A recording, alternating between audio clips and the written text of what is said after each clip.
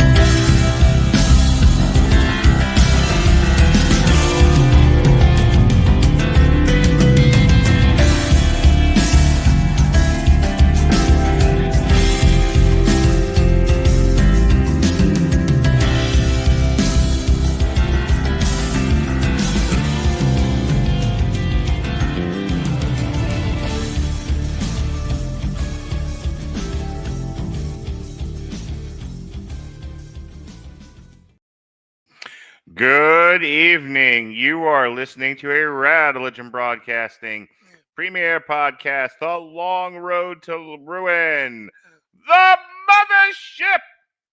What's a different podcast? I am your host, the mandated reporter, and frankly, I'm mortified, Mr. Mark Radulich, and it's been a long time since we've rock and rolled, but here he is again, just in time, right before Pride Month. Ladies and gentlemen, the prodigal son has returned. He's not the protocol son. That's another guy. He's Sean, and on mute, you're not. Hello, Sean. You know what? Always feels like coming home. Always feels like coming home, and no matter how long I'm gone, I always miss it. How you been, Mark? I'm pretty good. I'm watching the WNBA tonight because I know Angel Reese is everyone's favorite pig hostage right now, and I don't want to get into a side conversation about that. But Caitlin Clark is out for 2 weeks, and I thought, well, let's give a good old Angel a chance here to see if she can, as the kids call it, have a record-setting me-bound night. Me-bound. This is where she misses 48 layups in a row and catches her own rebound all 48 times. She's actually, I bet on her to have more than 13. Double standard. We weren't this hard. We were not this hard on Rodman for missing shots. Yeah, I think I'm going to say this, and then we're going to move on. Angel Reese's comment about we should be paid as much as the men, in addition to other things, but that seems to be the main one, has aggravated the shit out of just about everybody. But I'm always fair to Flair, so I'm watching her play tonight, and I bet on her to make more than 13 rebounds, seeing as that seems to be her bread and butter. So we'll see how she does.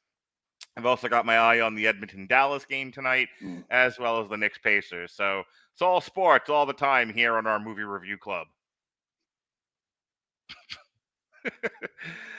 It's kind of the waning days of good sports time for us, because once summer rolls around, if you're not all about baseball and soccer, your options become real limited, and I love the WNBA, but they just don't have the distribution yet.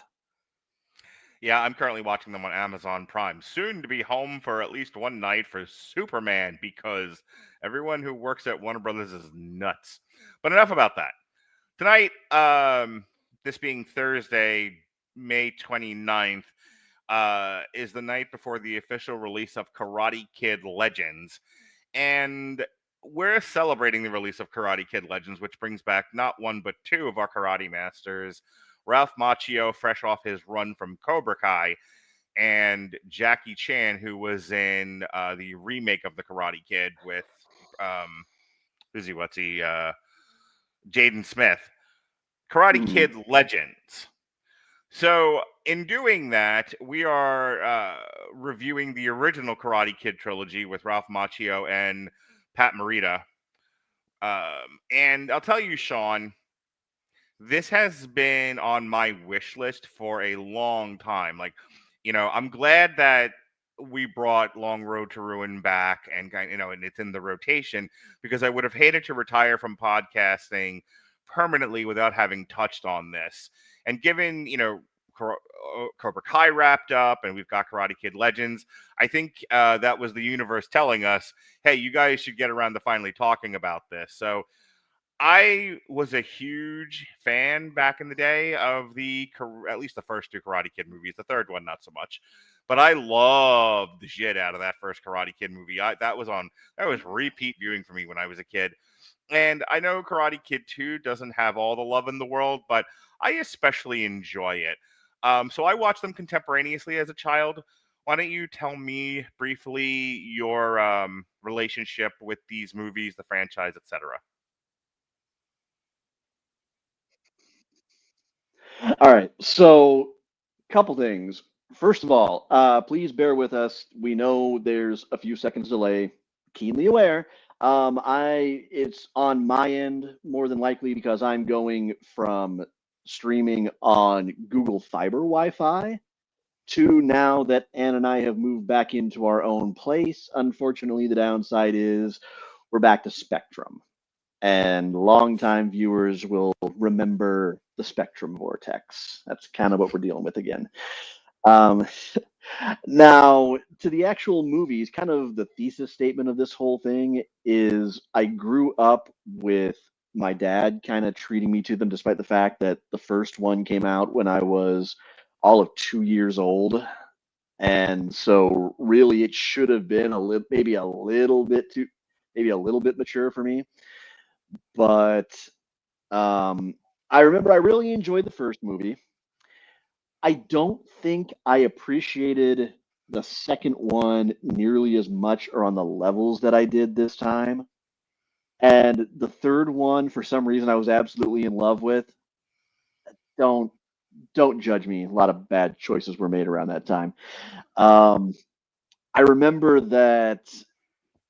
I remember when I was watching actually Karate Kid 2 just now. I remember thinking that Dad always said that he thought the first movie was really fun, and he thought the second one started getting really far fetched and goofy. And I'll tell you right now, that was not the opinion that I came away with. And as a matter of fact, I have to give you credit because I think that in finally getting around to this franchise, I think we may be getting to at least two of the most underrated movies that I think we've ever covered in the Karate Kid and the Karate Kid Part 2. And I want to ask you something as a little bit of a lead in. Uh, what would you say if I told you that I think that the first two Karate Kid movies, in terms of storytelling and thematically, were vastly ahead of their time just in general, but especially as far as cinema geared towards teens? What would you say? I would largely agree with that. I would add to that I think the Karate Kid 1 and 2, and they really should have stopped with 2, um, all things considered, were complementary of each other in the following way. You know, I'm going to bring this up in more detail when we get to the craft review of 1 in just a few minutes, but the first one is really this. It's obviously it's Ralph Macchio, Daniel LaRusso's story. He has no father. He finds a father in Pat Morita's Mr. Miyagi. Miyagi lost his wife and newborn baby, and so Daniel San is the son he never really had. So they form a found family father and son relationship, learning from each other, loving each other. And it's all under the guise of karate. And karate is this utility to talk about mentorship and any dopey guy with enough semen can bring a kid into this world. It takes an extra special talent and intentionality to be a father. Can confirm.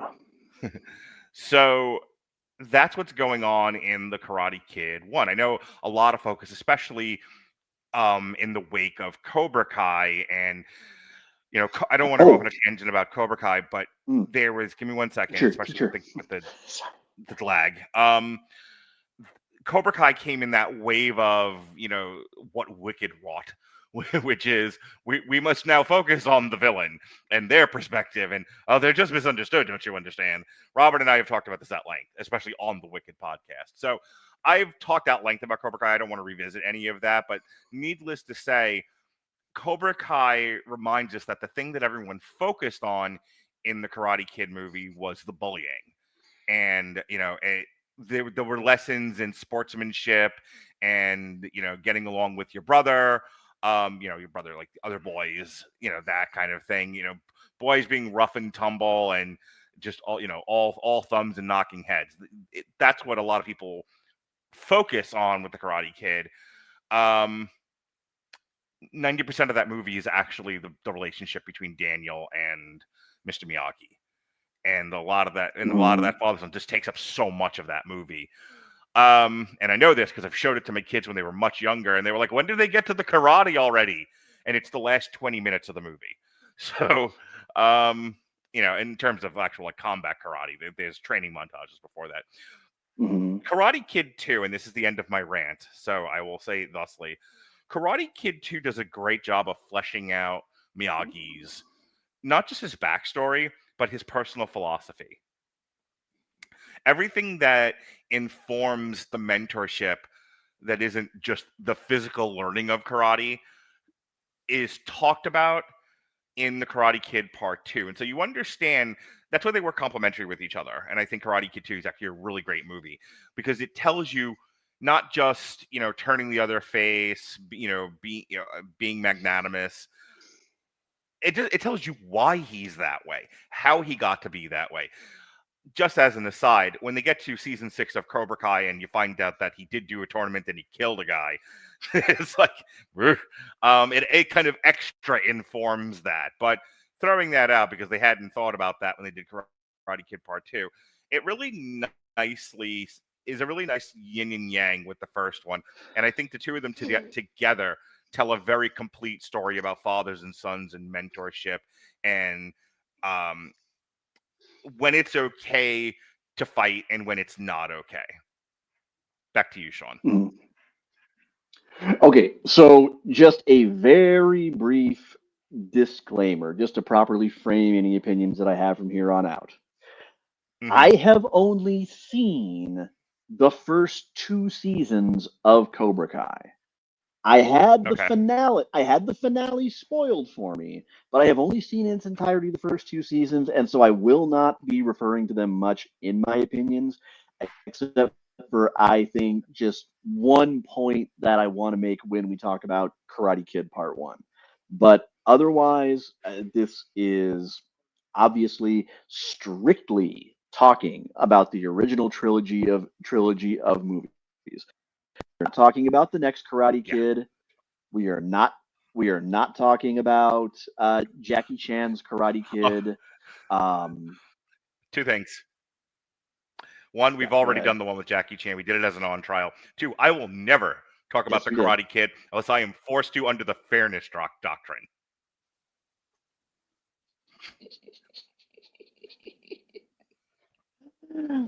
I concur.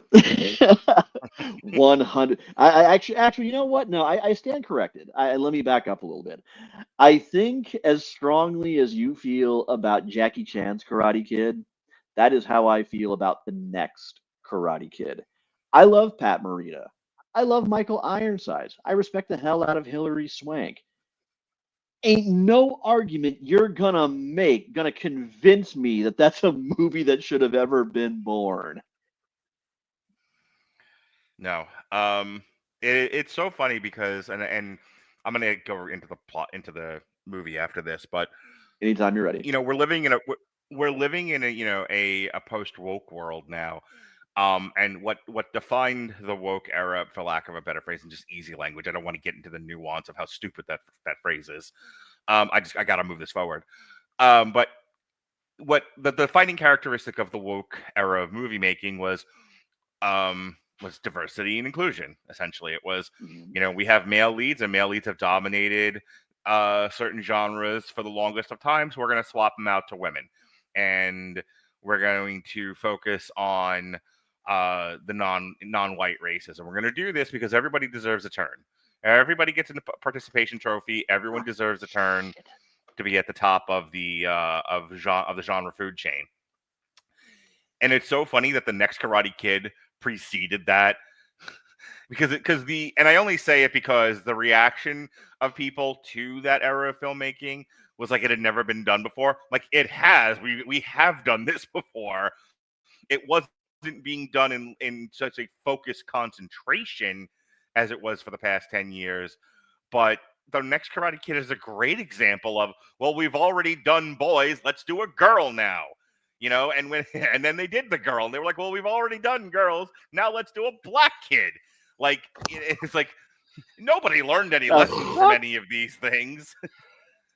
Yes, it's a run-in. Oh my God, Pat's got a bat. I mean, we should have played Terry Silverstein when I made the entrance, but I'm going to forgive that we didn't. I'm going to apologize to both you guys. I'm sorry. Traffic was not under my control, but I'm here. We're here. Sean, last show we did was great. I expect nothing less of this one. Oh, thank you very much. Appreciate you. A bit of, it's amazing that you guys heard each other as well as you just did, given what I'm about to say. Just a warning, there was a lag between me and Sean of about 4 seconds, so we're going to muddle through this. But if you see a lot of pausing now you know why. Ladies and gentlemen, from parts unknown, running in with a steel chair, it's Pat Mullen. How do you do, sir? Listen, a man can't stand, he can't fight. A man can't get home in time, he can't podcast. So this is true. We were just talking technically. We were just talking about how Karate Kid 1 and 2 are very complementary of each other. They very much tell a complete story about fathers and sons and mentorship. And then he brought up the next Karate Kid, and I said, the next Karate Kid, and then then the one with Jaden Smith are early allusions to this idea of it. We should gender swap and we should race swap our lead characters in certain genre films, as if we'd never done it before. And, And I think the other thing is, because again, you've ignored my favorite in the series, Karate Kid Part 3, for a reason. And as much as I love this series, I will always say, to be fair, the problem with the initial 3 entries in the series is the stakes go from he's being bullied to win a tournament to win self-respect and stop the bullies to, hey, he's fighting for his life, and then, oh, I'm being bullied again. That's the issue. We're going to talk about that because I just watched 3 earlier this afternoon, and I have a lot to say about it. But all right, really, really quickly, Pat. And I'm sure we've covered this because you've been on and off the Cobra Kai shows. But really, really, really quickly, like 50 words or less. Did you see these contemporaneously as they came? I know you've watched the whole series, but did you watch them when you were a kid as they came out? Did you see them later in life? What's your relationship to the franchise? I didn't see the Karate Kid movies until I was probably about 6 or 7 years old, which is about roughly a decade after they were released in full spectrum. The first one I remember the advertisement at the theater for was the next Karate Kid, and obviously I did not go see that. But these were regular cable fixtures and eventually Sunday afternoon movies that we would watch. Mark, you grew up in the New York market, the WB11 Sunday afternoon movie. This was a fixture there. So I saw the Karate Kid 2, 3 on HBO, local television, etc. And the next Karate Kid I saw, much later on when it was released on HBO and such after its theatrical disaster. Sean, did you want to break in, or were you just kind of waving a pen around? Oh, I'm sorry. Yeah, I'm just fidgeting with my vape. However, I gotta say, I absolutely cannot wait to hear why, of all movies, Karate Kid 3 would be your favorite in the franchise. Oh, I'm well aware of why it is. Well, I'll let Pat speak for himself. Well, look. I am sure Pat has got fantastic reasons for that. I have no doubt about it. I just literally cannot wait to hear what they are, because Sean, I'm gonna make a believer out of you. That's all I can say. Yeah, I'm here for it.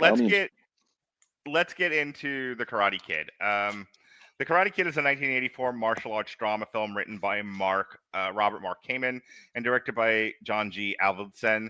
It's the first installment of the Karate Kid franchise. It stars Ralph Macchio, Pat Morita, Elizabeth Shue, and the great William Zabka. The Karate Kid follows the story of Daniel LaRusso, an Italian-American teenager from New Jersey, who moves with his widowed mother to the Reseda neighborhood of Los Angeles. There, LaRusso encounters harassment from his new bullies, one of whom is Johnny Lawrence, the ex-boyfriend of LaRusso's love interest, Allie Mills, who is played by Elizabeth Shue. LaRusso is taught karate by a handyman and a war veteran named Mr. Miyagi to help LaRusso defend himself and compete in a karate tournament against the bullies. It had an $8 million budget back when budgets were reasonable, and it made an astounding $130.8 million. Can I say that I love that plot synopsis, by the way? I'm going to dig into it just a slightly more, but as someone who hates AI, I enjoy that. Very good, Pat. It has an 81% based on 97 reviews on Rotten Tomatoes. Metacritic, it's a 61 out of 100. Pat Morita was nominated for Best Supporting Actor at the Academy Awards. He was also nominated for Best Supporting Actor Motion Picture at the Golden Globes. It won the Best Family Motion Picture Drama at the Young Artist Award in 1985, and Elizabeth Shue won for Best Supporting Actress. Won for Best Supporting Actress in a Motion Picture, Musical, Comedy, Adventure, or Drama.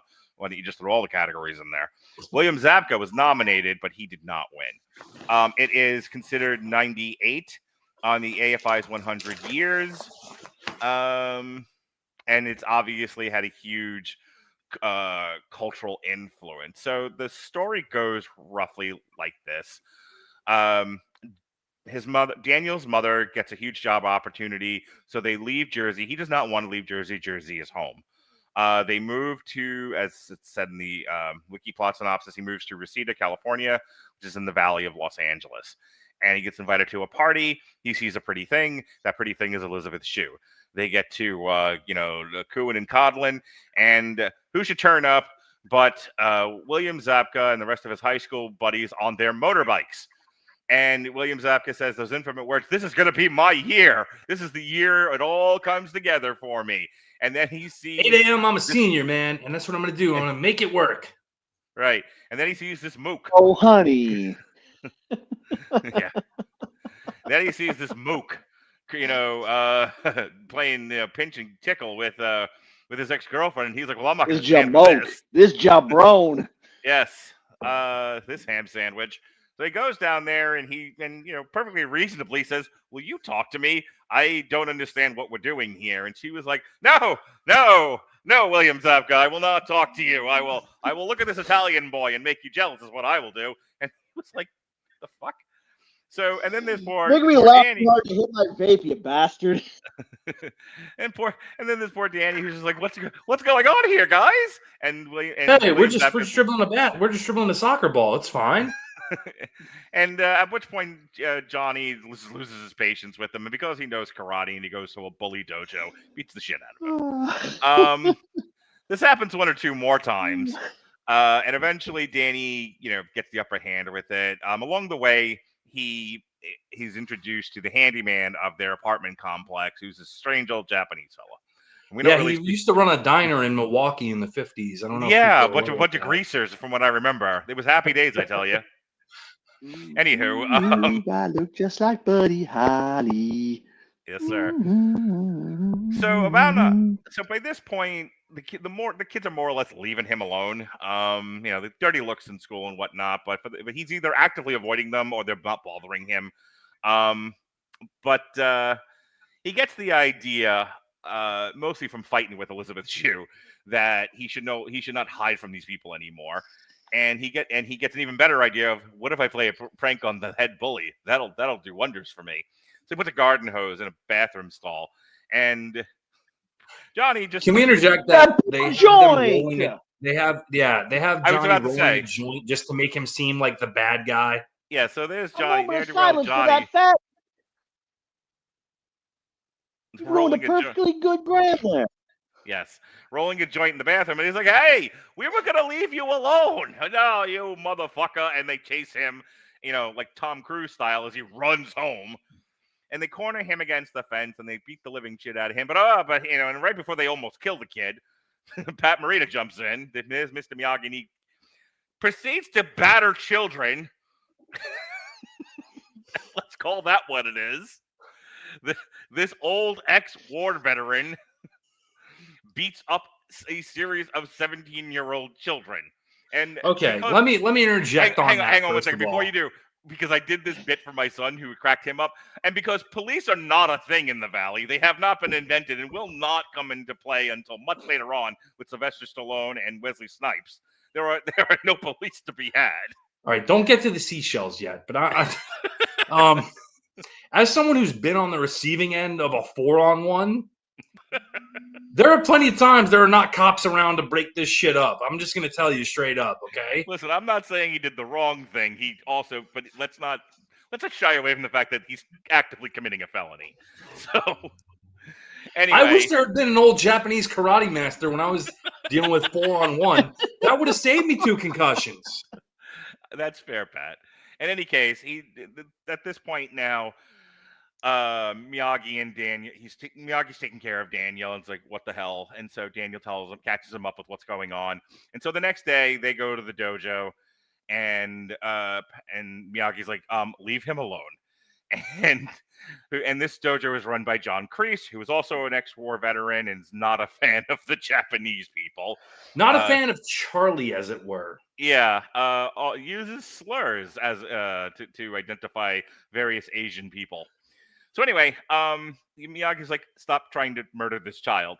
And John Kreese was like, I have an idea. Let him fight for himself, you old pansy. Just like, get on the mat, fight one of my guys. And Miyagi, not being a fool, is like, it's a little outnumbered, and we're on your turf. No, thank you. So, John Kreese is like, all right, name a place, name a time, and we'll be there, and we can beat him up today, or we can beat him up tomorrow. Your choice. And he was like, that's fine. Beat him up at the tournament in 2 months. And because it's November now, and the tournament's in December. Yeah, and he was like, "That's fine." It was 2 months later.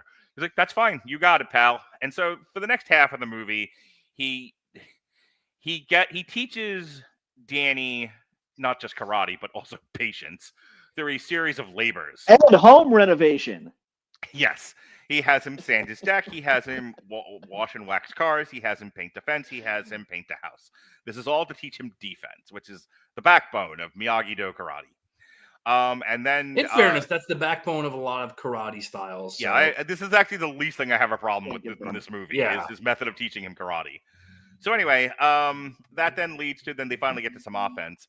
But after some after some Rocky 3-esque running on beaches. He sees Miyagi doing a crane kick exercise on one of the beach posts, and he was like, "Hey, that seems like something that would illegally win me a tournament. Teach that to me." And he was like, "Sure," because it's all about balance, you see.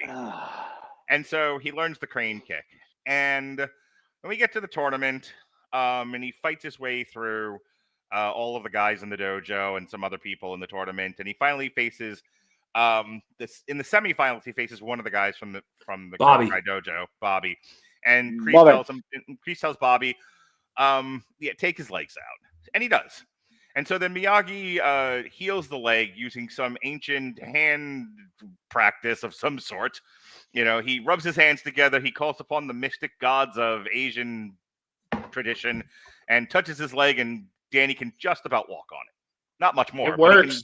He gets him back to the tournament. And so now, having been disqualified, he finally gets the final boss. He finally gets to face Johnny.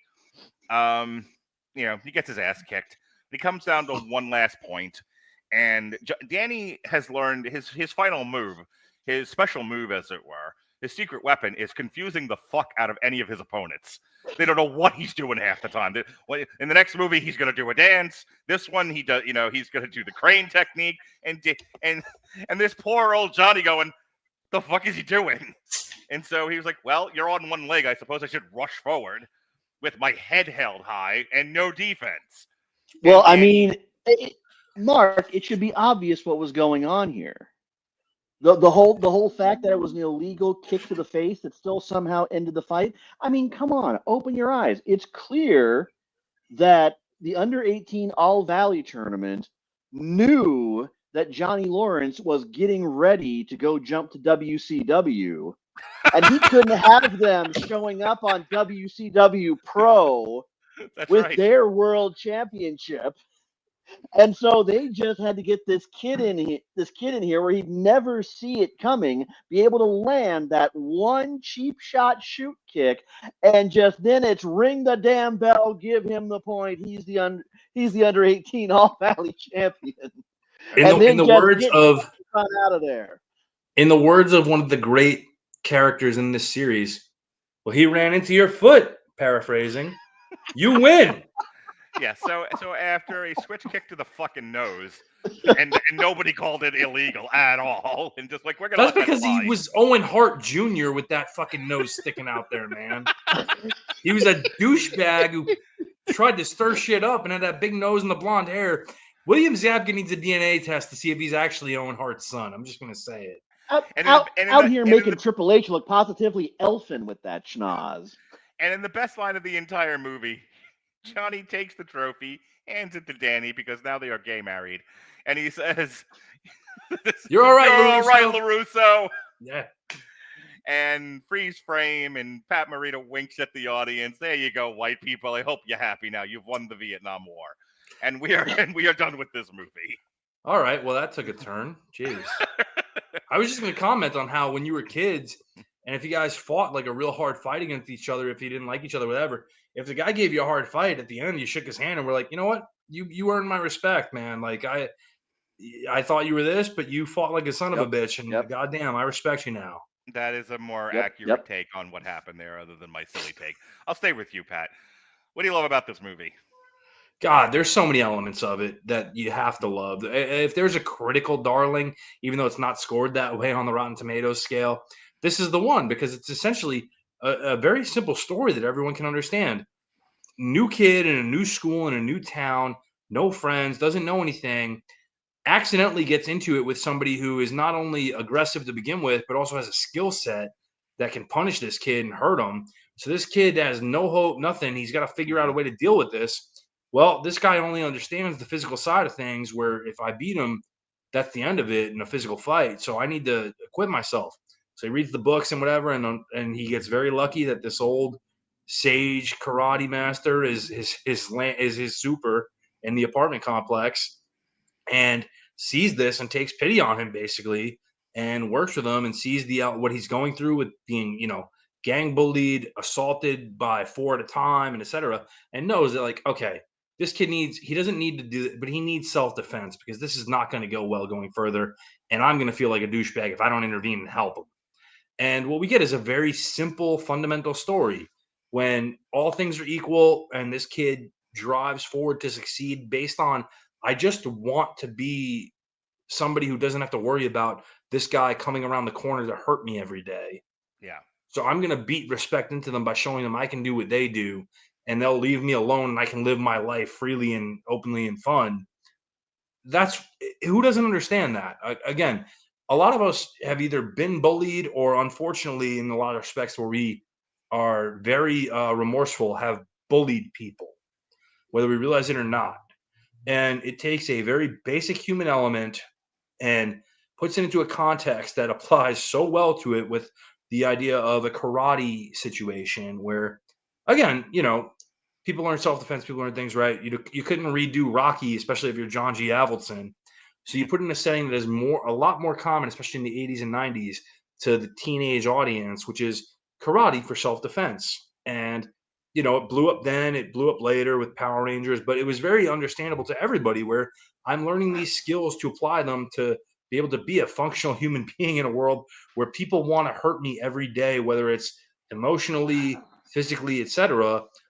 And it applies the lessons of when you're able to defend yourself physically, when you're able to defend yourself in certain ways, your mentality becomes stronger too. And you are able to deal with these things and not have them hurt you the way they did before, or you're able to stop them completely because the people who are messing with you in the first place gain either a grudging or a newfound respect for you because you know what? this guy's not the little bitch I thought he was. He's actually a man's man, or he's somebody on my level. And yeah, you know what? I'll shake his hand for it.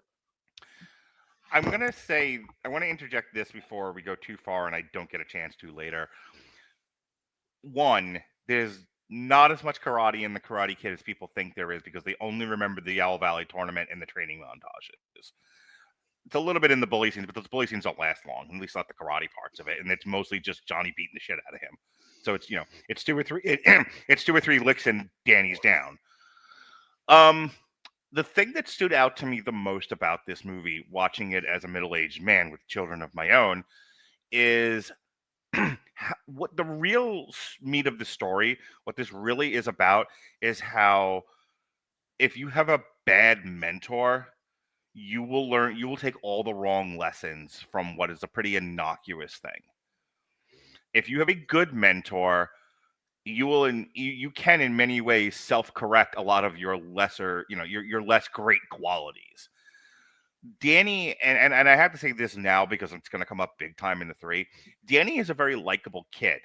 He's going through some stuff, and the entering of a father figure and mentor in his life who teaches him the virtues of patience, of focus, of balance, all good things that people need to succeed in life, is what he's getting from him, and he does not have them in this, and that's the arc that he goes on.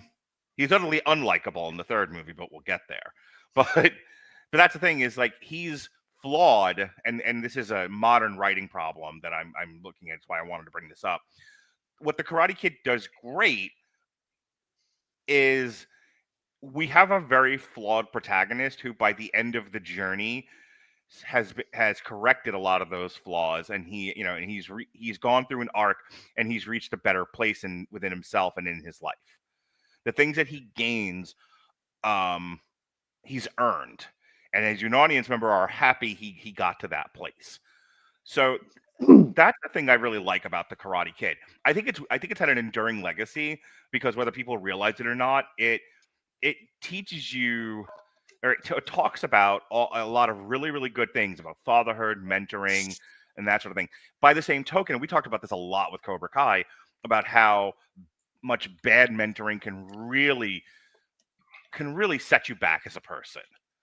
If you're being, you'll see it in the 2nd movie. It's cartoonish the way it's done, and I have a lot to say about the 2nd movie when it comes. But Sato saying hate is wrong is a thing that comes up a lot in the first 2 movies, in the sense of, if you have a mentor who is hateful and violent and untrustworthy and just a little bit evil, you're going to do all the wrong things, and kind of, from a place of almost innocence, until your conscience gets the best of you, which is what happens to the Cobra Kai kids by the end of this. And that's the thing I really like about this movie, to be honest with you, because again, there's not enough karate for me to be like, oh my God, this is such a great sports movie. This isn't Rocky by that sense. I mean, the All Valley tournament is a series of montages, and then we have 2 or 3 licks, and we're done in the final fight. But the drama and the relationship stuff is, if you're not a 7-year-old, is some of the best stuff in this movie. But it's not the thing that people remember. People just remember the karate. Sean, your thoughts on the first Karate Kid? All right. So, new season, new start. I'm going to try to phase out the classic Comer rants and get as to the point as I possibly can. So, here goes. I think that the Karate Kid is a movie that I file away under, alongside probably the Texas Chainsaw Massacre and Brokeback Mountain, among movies that for some reason nobody remembers as they were. The movie some people remember, you almost want to ask some of them, once you've seen this more recently, like I have, Jesus fuck, did we watch the same movie at all? Because it's the same way people remember Texas Chainsaw Massacre, and I would throw Saw in there too, as being these absurd, mentally scarring gore fest, and every flame is splattered with viscera. And no, not even a little bit. There were a few unsettling moments, but really, the gore was pretty tame. Brokeback Mountain, same thing. You would think that it was a movie that was made by a straight Asian man to live up to every possible glaring, obnoxious stereotype of the gay community. And to be honest, I'm man enough to admit I was wrong enough that I thought that for years until I sat down and watched it, of course, years after I had come out. And I realized, well, shit, none of that perception was accurate. This was a perfect storm of queer love that can never be, but it's not told through hyperbole. It's told through understated, real, believable performances. There's not a realistic bad thing anybody could say about this movie other than, well, it just wasn't my cup of tea. But it certainly wasn't worthy of becoming a joke butt for a year or two like it did. Well, the same thing goes for the Karate Kid here, because myself included, up until I watched it just now for the first time in years, I was kind of half expecting, the bad news bears and geese, with maybe just a hint of the outsiders in there, and that wasn't what I got at all. What I ended up getting was a movie that I would argue in a lot of ways was ahead of its time, especially among teen movies. And that's because, number one, you didn't see a lot of performances that were, for the most part, this natural.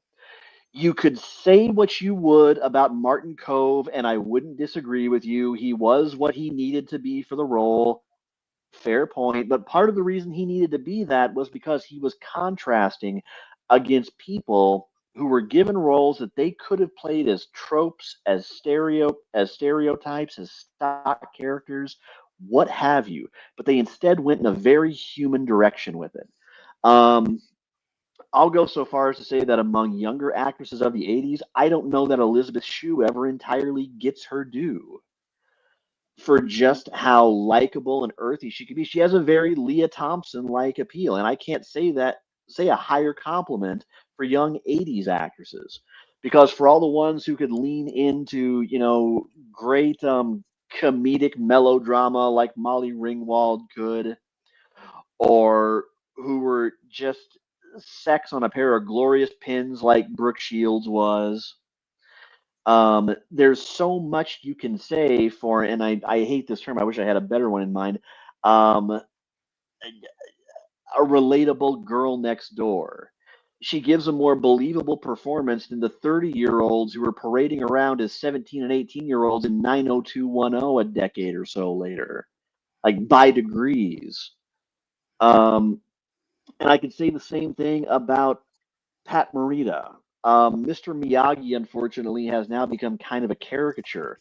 And here's a role that in a lot of other hands could have become the obnoxious, stereotypical, inscrutable Asian master. And instead, Pat, by the way, a stand-up comedian who had effectively no serious dramatic experience prior to this, molds this character into a wounded, lost, but still wise and compassionate human being. Someone who was very relatable. And that's because he played him as the father figure who stepped up when he didn't have any obligation to. It's a movie where, he is a father who never got a chance to be a father. Daniel is a son who never really knew a father at this pivotal stage in his life and needed one. And that forges a connection that's so compelling, so real, so organic, and that just kind of hits so many bare nerves for so many audiences that by the time they get around to depicting the love story in the movie, which kind of feels like it was created from a place of, well, we realistically can't make a movie without having women in it, and we don't really know how else to write a woman character and what motivation to give them, so we'll just make them a love interest. But the problem is the chemistry between Ralph and Pat is so strong that every time you divert to that love story, it feels like the movie is grinding to a halt. It feels like you're coasting downhill in the Tour de France, and then all of a sudden Nikki Cross just jumped on for a piggyback ride. Sean, Like what? If I may. Yes. Elizabeth Shue's character is there to deal with, and no one talks about this, but it occurred to me upon viewing. This movie talks about class and class distinctions, class warfare, class conflict. Hills versus Valley. There is a very distinct point of view about how the Hoity treat the working man, as it were, working hard with the hands. And Elizabeth Shue's character is pretty much there because you don't see it until the second half of the movie where they're at the club dance. I was going to even say before that, the parents' house where Daniel and Lucille pick her up. Well, I was talking about Johnny. You don't realize that Johnny's a rich kid. They talk about this a lot in Cobra Kai, but you don't know that until Cobra Kai comes out, 30 years later. Yeah. But in the movie, you don't realize that Johnny is portrayed as a rich kid until that scene, and that there's very much this comment on stay with your own kind, but it's not race, it's class. And Elizabeth Shue is there as sort of this malleable bullet point of, do you stay with your class, or is it okay for the classes to mix? And they obviously, the writers of this movie obviously had a very distinct point of view about that. Well, look, and I kind of get that, and that's very fair. And don't get me wrong, I like Allie's character as kind of the inciting incident that sets everything into motion. Mm-hmm. But my problem with it comes in the fact that, number one, like a lot of movies, it takes a likable character, a woman in particular, and reduces them to, well, we can't really think of anything else for you except love interest. It's something that I feel like they kind of remedy with Kimiko in the second movie, but we'll get to that. But the fact also remains is that undeniably, by wedging in a lot of the side romantic plot that never really goes anywhere, doesn't add anything of a whole lot of significance to the story in the long run, I think you're ultimately tacking a good 10 to 15 minutes onto the movie that you don't need to, and you could tell a tighter story without it, and maybe continue to break some ground by giving Allie something else to do. But speaking of groundbreaking, one of the last points I had to get to is the fact that there were not many movies, again, particularly of this genre in the 80s, but really in any genre, that seriously took the time to explore some different representations of masculinity. And stick with me here. I hope this isn't going where you think is to where eyes are going to roll at it, but it's the notion that both are flawed in this movie. And here's the part where I got to reference Cobra Kai. There is no real white hat or black hat in this scenario. Because let's look at Johnny first.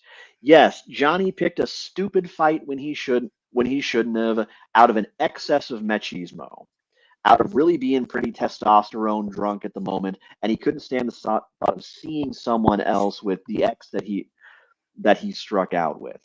But by the time Daniel strikes back, Johnny just wants to get high and lick his wounds in peace. Believe me, I kind of know the feeling. He wasn't drunk. Daniel is the one who just couldn't leave it alone. True. But the point being, he just wanted to go and lick his wounds and just be done with LaRusso and with Allie and the whole thing. Daniel couldn't let it go, just like how in the early seasons of Cobra Kai, Daniel very much could not let it go. That doesn't justify the way Johnny acted at all, or the absurdity of Cobra Kai as a staff, record label, and a crew. But at the same time, to kind of borrow a little bit from Chris Rock, I don't agree with it, but I understand. I get where you're coming from. That ass kicking outside the Halloween party. No, Daniel had that one coming. That was a receipt. He had the one-on-one ass kicking I was coming. He A-okay didn't with have that. the group beat down causing him brain damage coming.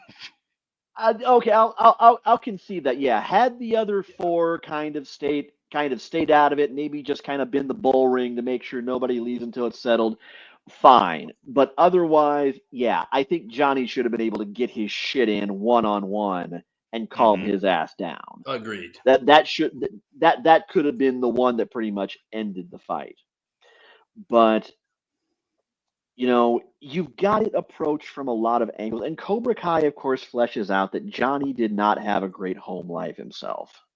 Yeah. I didn't go to the extremes that he did, but as a guy who kind of became a bit of a nightmare to be around in high school because of things that were going on behind the scenes, I kind of get it. I kind of get how anybody could be one big private blow up away from just becoming an assault charge waiting to happen. But it also looks at the dual approaches of be the hammer and look at every problem like a nail versus be patient, wait, and don't always be the first to act. Think things through. Sometimes try to solve a problem any other way first before you have to go there.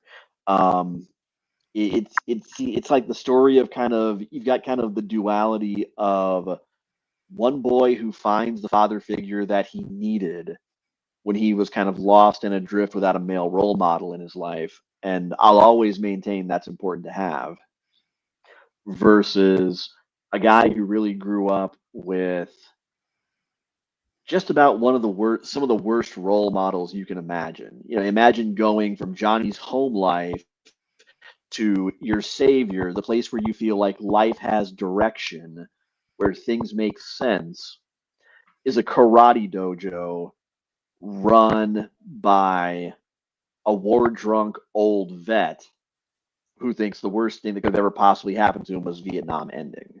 We talk often about like nature versus nurture. This story is really at its heart, and then we're gonna move on from this unless you have like something else you're gonna say quickly, Sean. It's nurture versus abuse.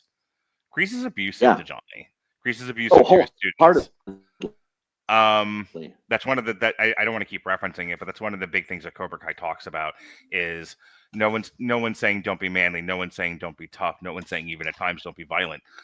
Sometimes we must choose violence. It's all in how you do it in the context, and that was the thing is John Kreese was working out a lot of his own stuff on those kids, and because they had no reason to not trust him, they took him as God, and they went forth with those marching orders.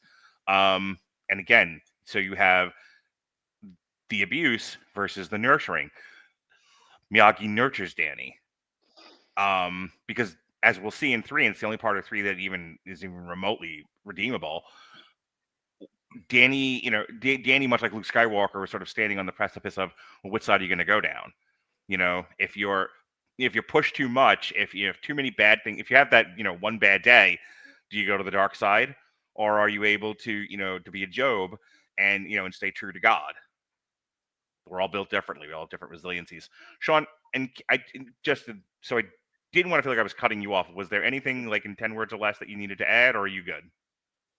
Like I said, I think that all that I'll add on the end is that if you look at the things that we, especially as men, as a gender, are kind of reckoning with about the way we were brought up and the role models we grew up around and the messages that we received, I think that it's pretty fair to say that seeing a mainstream teen movie handling issues and relationships like this in the 80s, in the mid 80s, I think it's very fair to say that The Karate Kid was absolutely ahead of its time. And I think it set a bar that I think that decades of mainstream teen movies not only failed to meet, I think that most of them failed to even acknowledge that the bar was there and just remembered this as just another sports movie. Like I said, bad news bears and geese, when really I think this could be a masterclass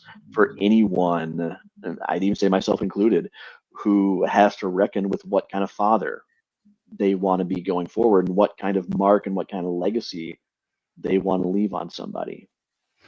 The Karate Kid Part 2 is a 1986 American martial arts drama film written by Robert Mark Kamen yet again and directed by John G. Avildsen yet again. It is obviously the second installment in the Karate Kid franchise and obviously the sequel to the 1984 film The Karate Kid. It continues to star Ralph Macchio and Pat Morita as Daniel and Mr. Miyagi. In this film, they travel to see Miyagi's dying father in Okinawa, Japan, only to encounter an old friend turned rival and cartoon villain with a long harbored grudge against Miyagi. Following the success of the first installment, preparation for a sequel began immediately. Upon completion of the final script, Macchio and Morita were re-signed, and additional casting took place between May and July of '85. The Karate Kid Part 2 was theatrically released in the U.S. on June 20th, 1986. It received mixed reviews, the critics praising Morita's performance as well as the new location and characters, while others criticized elements of the storyline, the antagonist, and some of the action scenes. The film was a commercial success, grossing $130, same as the previous one, on a slightly higher budget of $12.5 million. It was one of the highest grossing films of 1986, and was then followed up by a third movie. At the 1987 ASCAP Awards, Bill Conti won top box office films for the original music, which was released on United Artists Records. It also received an Academy Award nomination for Best Original Song in The Glory of Love. Oh, The Glory of Love, Pat. Peter Cetera. That's right. We did it all for the glory of love. It holds a 49% on Rotten Tomatoes. Yes, it was not loved by the critics. I like this movie a lot. I've liked it since I was a kid. When I was a kid, Sato and Chosun didn't bother me. I accepted them in their cartoon villainy, and I hated Chosun. I couldn't wait for Daniel to kick his ass finally. Watching Chosun was a kind of a scary motherfucker. Watching it now as an adult, I'll talk about it in a minute when I do the plot synopsis. But I did this for my son earlier when Miyagi saved Sato from the collapsed house. I laughed my ass off at how over the top ridiculous Sato was. Some of the only Skeletor from He-Man is this dramatically evil. And does these turns. It is hilarious. The Frank Langella Skeletor, right? From live action, yeah. It is. I mean, we're not quite Raul Julia here, but it's up there, man. Like it was Tuesday. Tuesday. With Sato and Chosun, we just utterly abandon any attempts to make realistic people out of these characters. And it's so funny because like the villains in this are living in a cartoon Karate Kid show. And everybody else exists in the real world. Everybody else is about acting the way that they should, for a drama. And then in walks Skeletor and, fucking Beast Man.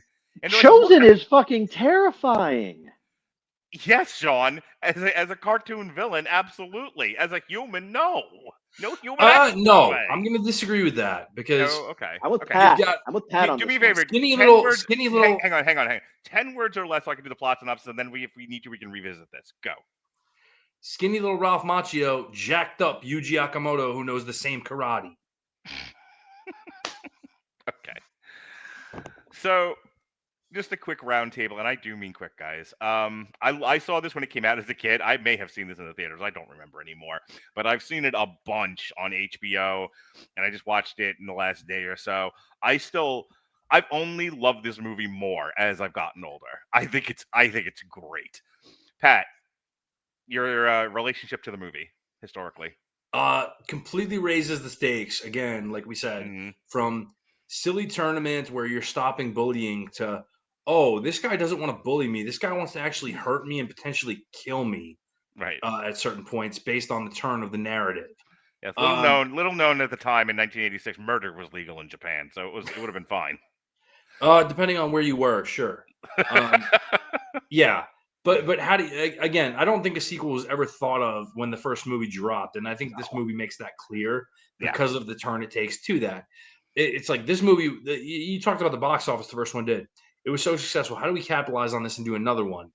Well, the way you have to logically tell the story is the stakes have to go up while still developing these characters. And they do a good job of that. You know, seeing Daniel, who is bound for college and all of a sudden decides, no, I'm going to take my mentor who sacrificed all his time and his effort for me. He needs to see his father, and we're going to do that, and I'll figure out things along the way.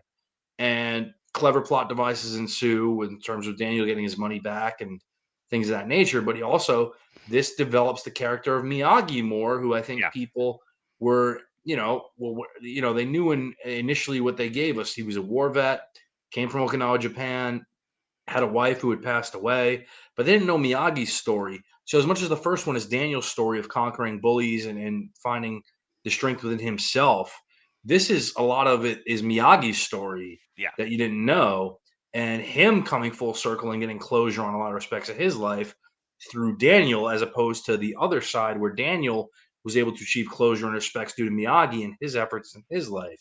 So I like that juxtaposition of how it's balanced in that respect. And we're all about balance, right? That's what Miyagi-Do is. And again, you introduce new villains with a higher threat level. You introduce new things in terms of the mythology of Miyagi-Do karate and the relationship. It's a very worthy sequel to the first in that respect. Do I love it as much as the first? No. But also, I think a lot of it does depend on the fact that the first is a very everyday, relatable situation from one side or the other, versus the second, which is a little more surreal and a little more out there. I don't know how many of you guys have had to fight for your life in a pit against your karate rival who ambushed you sliding down lanterns with sais. Like It Shawn doesn't happen Michaels for in all of us. WrestleMania 12. Sure. Yeah. It doesn't happen for all of us, but some of us it does, and we can relate to that a little better. Who knows? Absolutely. But again, junior prom, I remember it well. Yeah, I was thinking back in 2002. It's fine, but because it takes it to that next level, it kicks it up. But also, Mark and I have talked about this, Sean, and I'm sure you're probably in the same vein where your wrestling works because it's ridiculous, but it follows its own rules when it does. There's a way Jim Cornette once described it. And I think it's the perfect way to sum up professional wrestling. All right, you're driving along. As you're driving along out in the country, you see just a knockdown, drag-out fight between two guys along the side of the road. They're rolling, punching, clawing, kicking, stomping, biting in the mud and the rocks and the beer. And the thing is, maybe you know one of those guys. Maybe you really relate to him. You identify with him. You consider him one of you. And so you're really rooting for him to kick the other guy's ass and get out of there and walk away victorious. Or maybe it's the fact that you know the other guy and you hate his fucking guts. You know every dirty thing he's ever done and ever gotten away with. And you can't wait to see this guy who you also happen to like absolutely hand his ass to him and give him his just desserts. Why wouldn't you want to watch that? Sure. But again, expanding on the other point too, it's you can be ridiculous and things as long as that ridiculous respects the rules of the universe you're working in. Mm-hmm. And that's what this plays to. This is very much set in that same universe as the first. Mm-hmm. The rules are established, the ways are followed, and it doesn't stray away from that where it's too over the top in terms of what it does for the audience that expects certain things out of it at that point in time. And I think that's why it's such a good sequel in terms of that, because again, we can talk about the critical score, whatever. We know critical scores don't matter. Critics are worthless. It's fine. The thing is, how do you draw that drama again out of something where you took the easiest way to draw money is to put a situation up that everybody understands and relates to. We all know that because it doesn't take a genius to figure it out. You've appealed to everybody. Then now on top of that, you have to follow it up. And if you do the bully storyline again, well, does that work? It can if you do it right. But what's the easier play? Escalate the stakes. Now, they're not fighting for, again, Miyagi himself in that scene, not fight for points, fight for life. And that's the sticking point of this versus the first. It's you've got a more mature Daniel who's more confident in himself and everything. And now he's going to have that tested based on Chozen and Sato, and really more Chozen towards the end of the movie. But Sato certainly doesn't help for 2/3 of the movie in terms of what they put him through, what the expectation is, and again, it's a very logical point to go through, especially, and people forget about this. He's in a foreign land. As much as Miyagi can guide him in things, this is a kid who's been in Jersey and Reseda, California. He is now in another country. This is not a very easy one-night transition where I understand everything going on. And I think they make that clear, but they could have done more with that too. But it's a 2.5-hour movie already, so let's play what we have. So, question was your relationship to the movie when it came out. You more or less did your craft review. I didn't exist. I had to take it a different way, Mark. Okay, I hear you. Sean. My relationship to that movie when it came out was I was swimming in a sack somewhere. Fantastic. I will make this really easy. Sean, did you see it when it came out or much later in life? I caught it on VHS. Okay. Is it my turn for my thoughts on it? No, because I haven't done the plot synopsis.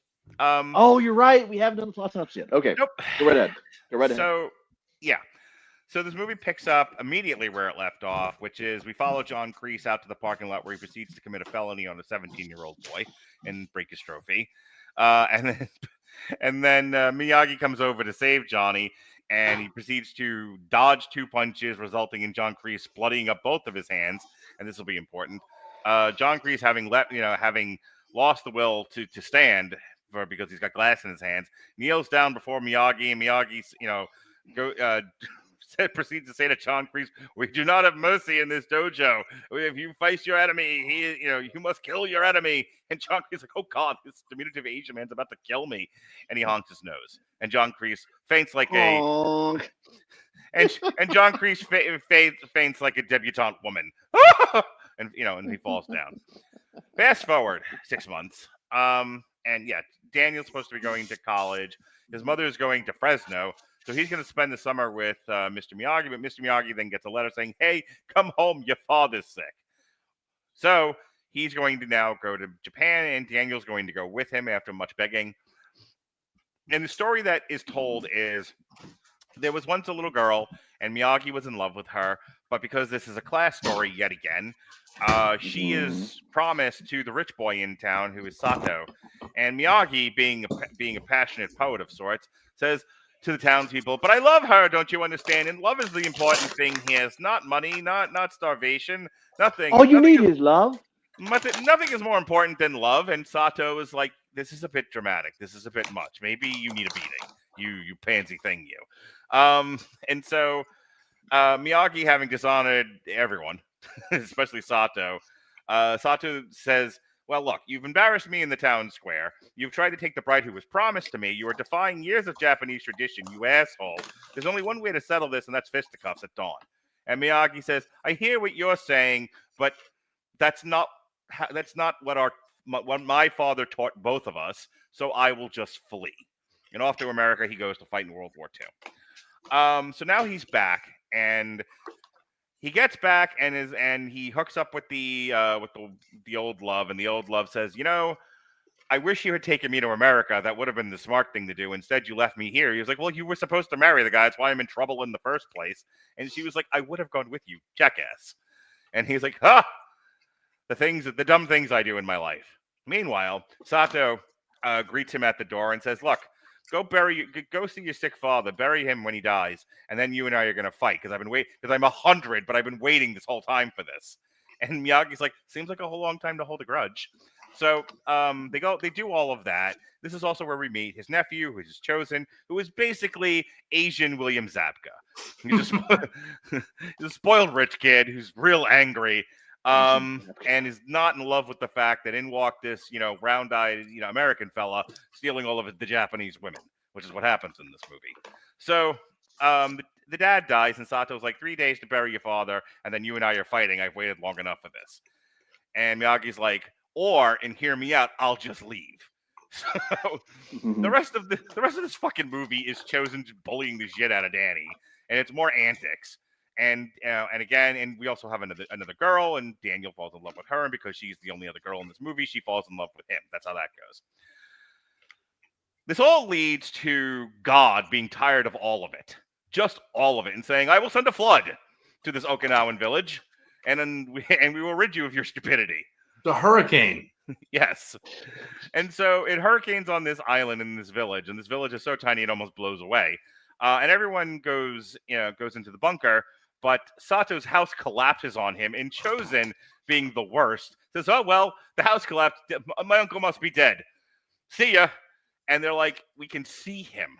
He's right there." And in my favorite part of this movie, and this is why I'm so mad that Pat jumped ahead, but so I get to do my impression now. There's Sato with his wooden plank across his chest. He can't move. And Miyagi stands over him. And in the best cartoony villain moment of this entire feature, goes, "Miyagi, now you want to fight? You coward!" And you can almost hear like the apologies to the Asian people. I love it so much. He's like, "Miyagi!" And Miyagi just looks at him and is like, "Please shut up, dumbass." I love it. He has so much disdain for this fucking guy. Like, oh, now he's gonna pick the fight with me when I'm buried by this, My God, plywood. Miyagi's yelling. The thing that really makes that even funnier is how dense Sato is, so consumed by hate, that Miyagi's like, "Hang on, Sato, old friend, I help you." And Sato's like, "Fuck you, Miyagi, you're here to kill me." It's like, that's the context of that scene. And Miyagi just holding his head the whole time, like, with this whole time. I love it. And so good.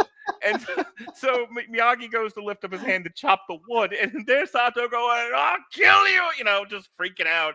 And he chops the wood, and Sato's like, "I'm so surprised you're saving me, not trying to murder me." And Miyagi's like, "I have no patience for you at all." So he whisked him off to the thing, and then Sato, now having been shamed and embarrassed again, looks at Chosen, because now the other problem is the girl who was ringing the bell to say the hurricane is coming, God is trying to flood us. She's still up there because apparently she didn't think to come down. She was like, "I will wait for the..." I don't know what the hell she was waiting for. Like, "I will wait for the lightning to catch me and send me down." I don't know what she's doing, but she's still up there. And Chosen's like, and Sato says to Chosen, "Go help. Go get the girl. Can we try to not look like the worst people in town?" And Chosen's like, "Hear me out, Uncle Sato. I've been trying to murder this kid for the entire duration of this movie. He has done nothing but make my life a living hell, and you told me to fuck with him. Now you want me to go help him? No thanks. I'm going to go dry off over here." So Sato's like, "Well, nephew, you are the worst." And runs up there to help Danny get the little girl and take her back into the bunker. And he says, "Just to make sure everyone knows that despite the fact that I've now turned to the light side, like Anakin Skywalker in Return of the Jedi, that I am now good. I will say something entirely stupid to make sure there's a third act." And he looks at Chosen and goes, "Now I am dead to you." And Chosen's like, "What the fuck?" So he runs into the storm to be whisked away to other movies.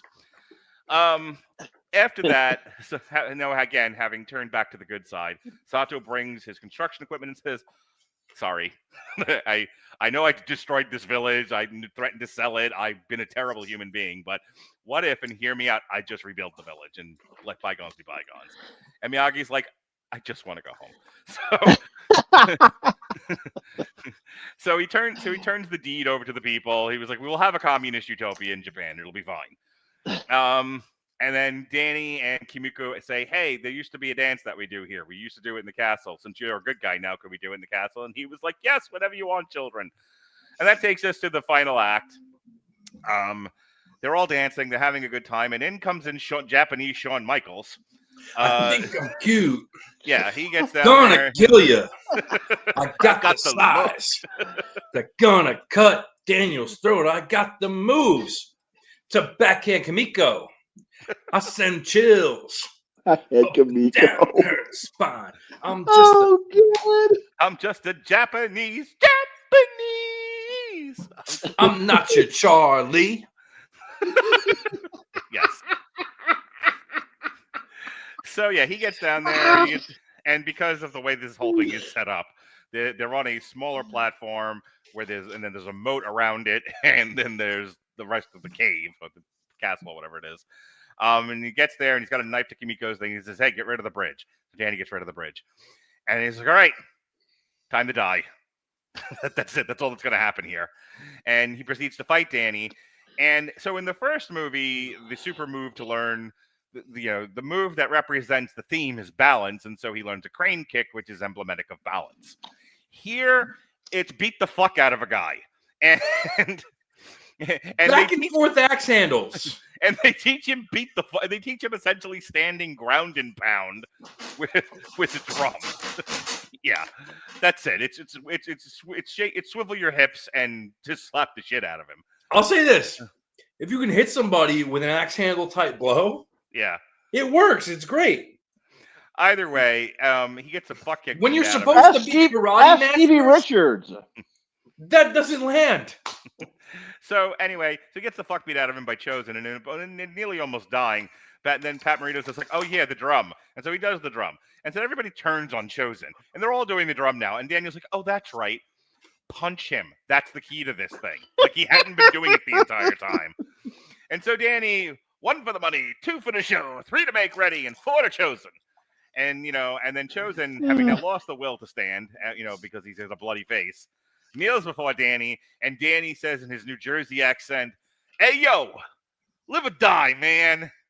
And Chosen says, "I am Japanese. The fuck do you think I'm going to say?" Die. And Danny goes, "Wrong, honk." And he goes, "Oh!" And he falls down and just dies of embarrassment because I don't know why he didn't attack Danny after that. But that's the end. He got honked on the nose and the movie is over. And after having promised to take both Miyagi's ex-girlfriend and Danny's current girlfriend, we find out neither one of them made it to America. I'm going to keep going. I love this movie. I absolutely adore it, despite all of that. Again, Sato's and Chosun's cartoon villainy is so hilariously entertaining. I can't hate this movie. Despite the fact how stupid it is at times, how a lot of what's going on is what Pat was talking about before, of just upping the ante to the point where it loses all credulity. There's no way any of this is ever going to happen. Characters make decisions so that there can be a plot, and none of it makes a whole lot of sense. But who cares? Because what really matters here is this is Miyagi's story. And if you appreciate and like him as a character, you see the journey that he goes on. You see how bad he felt about what happened with him and Sato. This is a guy who is just. You think like, oh, well, he lost his wife and kid. That would fill him full of regrets. The man's life has been nothing but regrets. He talks about, like, it was my best friend. My father trained us both in karate, and it ended up with him trying to kill me. I regret this. I miss my home. I didn't want to leave here. This is my home. I had to remake my home in America. Nothing but tragedy happened to me there too. Like, this is a guy struggling with a lot of sadness in him and trying to maintain, like, a balanced, I won't say go as far as say happy, but a balanced disposition. And Danny is so much more likable in this movie than he is in any of the three of these. Danny is like, I'm really trying to learn this culture. I am trying to be a decent person. I am trying to take all of the, like, it's one of the few movies where we don't do a character reset at the beginning. Because in a lot of these movies, in order for the character to go on an arc, we have to send him all the way back to the beginning of the first movie. Here, it's what else can we teach Danny? Not a whole lot of anything, because so we're going to focus more on Mr. Miyagi, but there's still some things he could learn, and like how to beat the fuck out of a guy. So there's that. He has some fairly decent chemistry with the girl who plays Kimiko. I'll throw it over to you, Sean, because other than that, like, I think isolated, it's a silly story with some silly villains. But I think if you take it and combine it with the first Karate Kid, it tells like a really complete story that encapsulates everything you need to know about mentorship and masculinity, tragedy and trauma, relationships, all the things that make a good movie good. And they should never have done any more of these. So your thoughts, Sean, on the Karate Kid Part 2? Don't stir me up. Okay. There are beats that where The Karate Kid Part 2 falls far short of the worst movie. While Chosen certainly has a terrifying presence about him, he accomplishes that in spades of being an actual threat. Mhm. He's not nearly as humanly engaging as Zabka or even Kreese were. If anything, he's Kreese with the volume cranked all the way up and the knob torn off to an absolutely intense degree. But everybody else shows some growth. I'll say everybody in the sense of our female lead, in that I think Kimiko is an improvement over Ali because Kimiko is really her own woman, her own ideals, her own Yeah, that Kokomo own shit was goals. something else. She feels like she really kind of has a bit of a purpose in this world.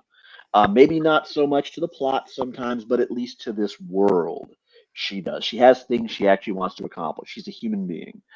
Um, Daniel really grows between movies from being a kind of tumultuous fish out of water to now he goes from at the end of the tournament having all these big dreams of he's really feeling himself in terms of competitive karate, and maybe this is something he really wants to ride until the wheels fall off, to all of a sudden his mentor now all of a sudden has a crisis that he has to confront, and his first thought is he wants to be there for him.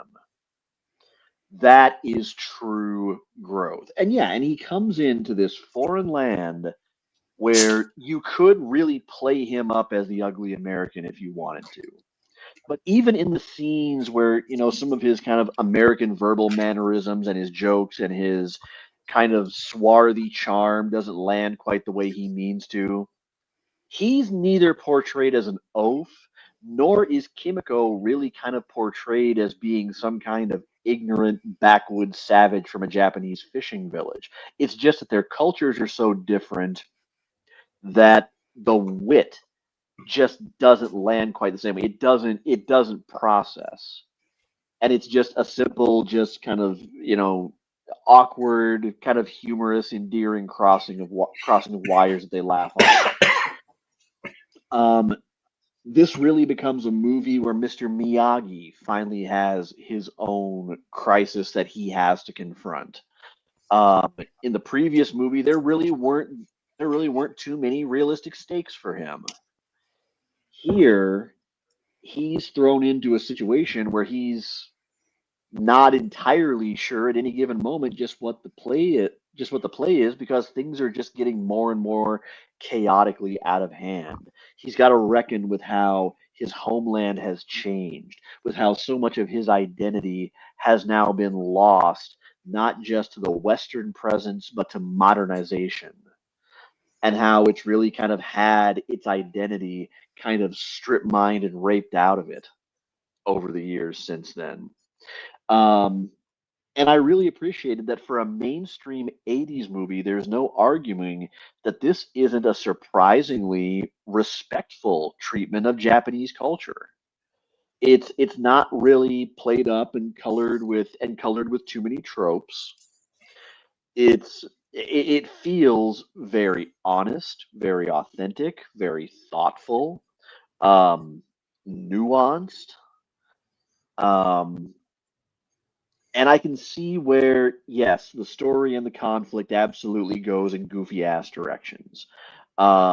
It's not quite as satisfying a resolution as the first one, but at the same time, I don't think as a kid I appreciated this nearly as much for kind of how ambitious it really was. So that's my thoughts. Yeah, I mean, this came out 2 years after the original release, and the maturity level in the two films is significantly more in the second in comparison to the first. And I mean, you can say, oh, well, maybe they were, acknowledging that the audience for the first had aged a couple years, etc. Maybe that was part of their thought process.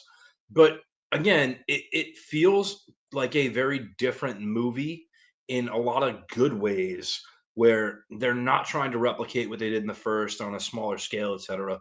They took character and a base, and they expounded upon the mythology of the world they built, specifically around the Miyagi character, which is great because there's so much there that you can use that wasn't exposed in the first film, more than seconds and minutes allowed.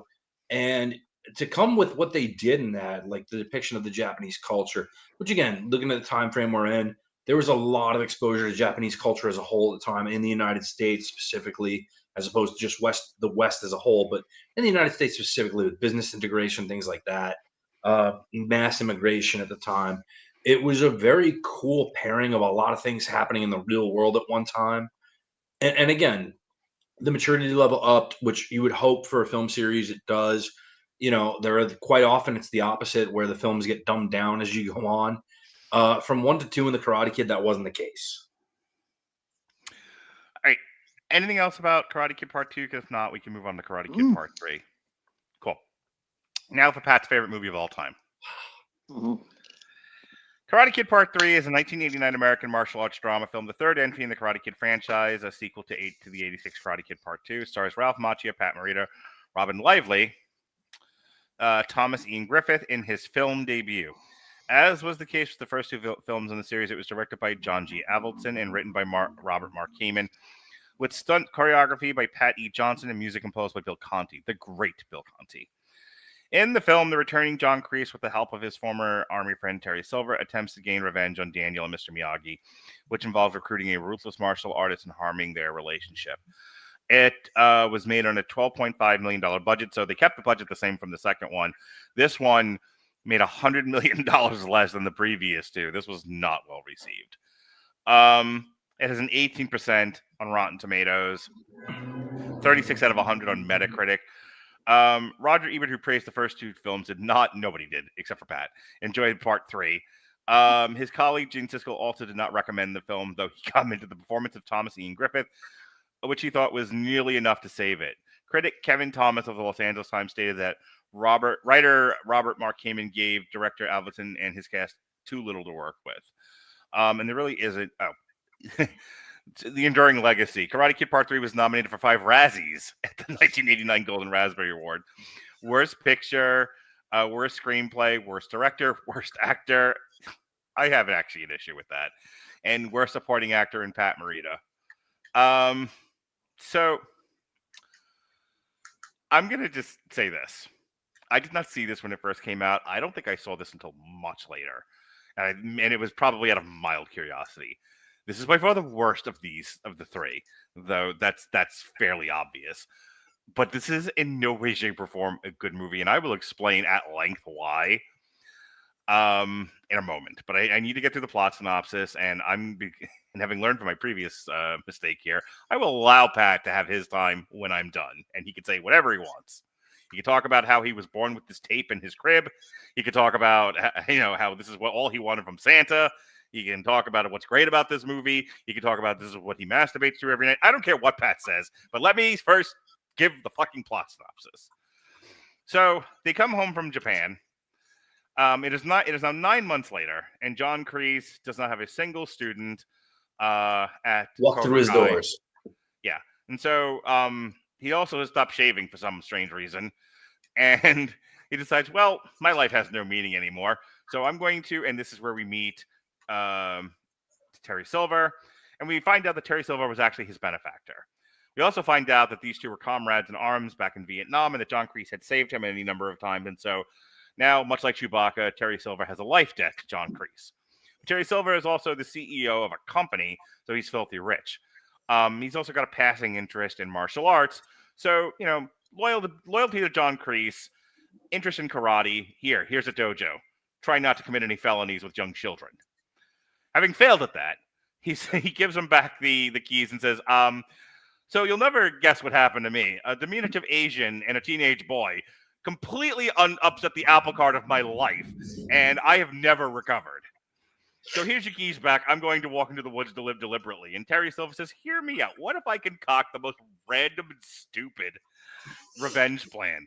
Then will you stay? And he was like, only at the end. First, send me to Tahiti for hookers. And he was like, I will send you to Tahiti for hookers to get you out of this movie so we can focus on the new bad people, me and karate hottie bad boy Mike Barnes with just the best haircut.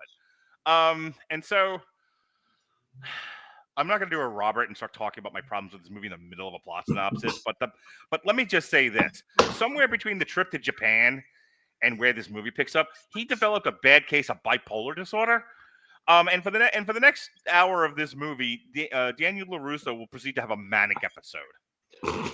I just wish to point out that, granted, I know that Mike Barnes here is an older teenager, but if you were a kid around my age, that is to say 42, and you grew up around the same time I did, you 100% knew at least a handful of assholes in elementary school and junior high with that haircut, and at least half of them were named Kyle. And a third of them had rat tails. Now listen, so now he's supposed to go to college, and he says, what if instead of going to college, we open up a business? So they're going to open up a bonsai store because I'm sure that'll do well in Los Angeles. And so they do. We also we couldn't get Elizabeth Shue back. So instead we get the Temu Elizabeth Shue, who works across. What? You don't disrespect Robin Lively like that. Stop it. Whatever. Robin Lively, the Cabbage Patch Kid that was brought to life. Stop it. She was a babe. Okay. So, anywho, I will call her by her Christ-given name just so I can move this along and I stop angering Pat. So Pat's wife, Blake Lively, whatever the fuck her name is, sister, not whatever. She works across from their bonsai shop, and she makes ceramic things, and so that's good because they're going to need pots for their plants. And so the plot hatched is Terry Silva will recruit bad boy karate guy Mike Barnes to come in and harass Danny LaRusso into defending his title in the All Valley because they do not want to repeat every single plot point of the first movie. If he does this one, he only has to compete in the finals. So whoever wins the tournament then takes on the defending champion, and that will decide who is the master and ruler of the universe. And Danny's like, well, it would be nice to defend my title and and tell the world that I'm not a complete fluke. And Pat Morita's like, look, I'm really not into this, and I did all of this because I didn't want you bullied and killed possibly in an alley behind your apartment. But I'm not doing it again. Once was enough. And Danny was like, oh, I suppose you're right, but I don't know. It would be nice to feel good about myself. And Pat's like, I'm not really interested in that right now. Let's sell bonsai trees that you convinced me was a good idea.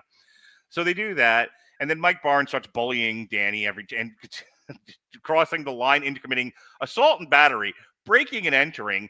There was a couple of other charges I noticed. The destruction of like his business. And again, cops won't be a thing until the year 2021. So there's no police that can be called to deal with this situation. And it's all, Danny, you will sign the contract. I will not sign the contract. You will sign the contract or I will do bad things to you because there are no cops to stop me. And Danny's, and it all leads to a thing where, because they've destroyed the shop one too many times, there's a bonsai tree that came from Japan that Miyagi planted on like a cliffside. And so him and Ryan Reynolds go after the bonsai tree, and Mike Barnes pulls up the rope and says, well, I'm not going to save you until you sign the contract. And Danny's like, my life. So he signs the contract and they break the bonsai tree anyway, but they at least save them from the cliffside doom.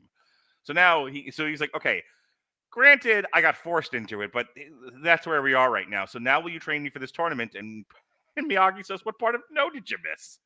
I'm sorry this happened to you, but I'm still not going to train you. I don't believe in this sort of thing. Get a hold of yourself. And so at this point, Terry Silva has made himself available to Danny in the guise of friendship, taught him how to sweep the leg and all of that. And so he kind of reopens the Cobra Kai dojo and says, here, I will train you for this tournament. And he does not know that he's in league with Mike Barnes just yet. And this is where Daniel LaRusso's dark side leanings start to happen. He's like, now listen, I understand what your old mentor taught you, but it's not going to get you very far against the karate hottie Mike Barnes. So you have to learn how to do damage here. And he says, hit this piece of wood till your knuckles bleed. It's only blood. And he says, I will do this.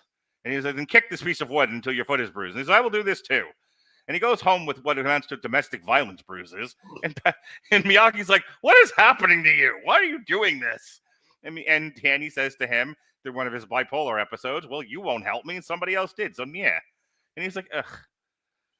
And then there's Miyagi trying to weigh, well, my conscience says don't let the boy kill himself, but my morals say let the boy kill himself.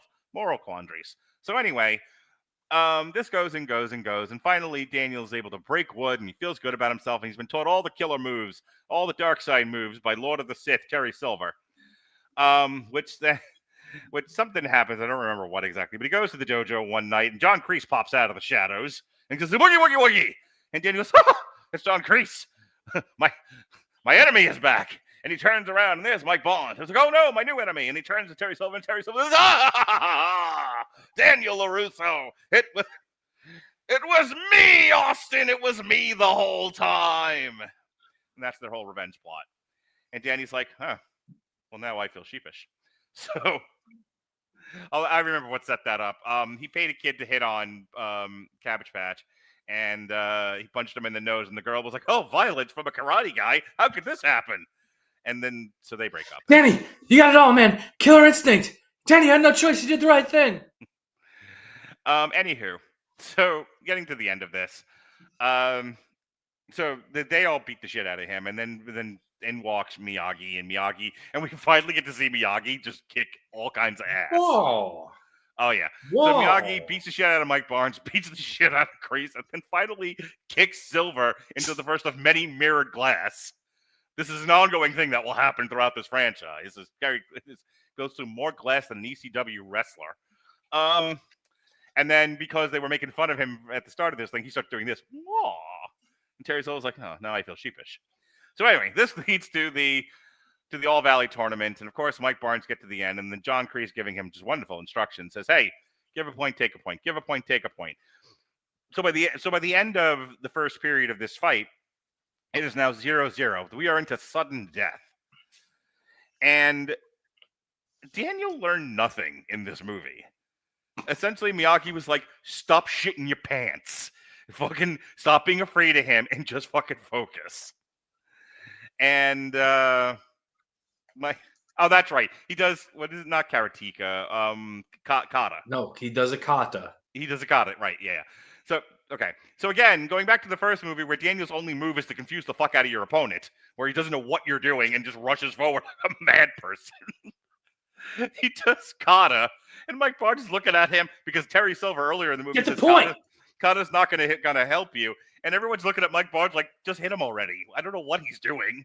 And Daniel does kata, stops a full 20 minutes of kata before Mike Barnes then rushes forward with, and Daniel hits him in the head.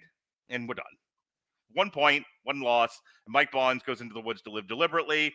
John Kreese goes into the woods to live deliberately. And Terry Silva quits his plan and goes back to running his company. And the movie is over. And I am wondering about my life choices. All right, Pat. I have insulted Your Honor long enough. Tell everyone why this is the best Karate Kid movie. In short, 2 words, Terry Silver.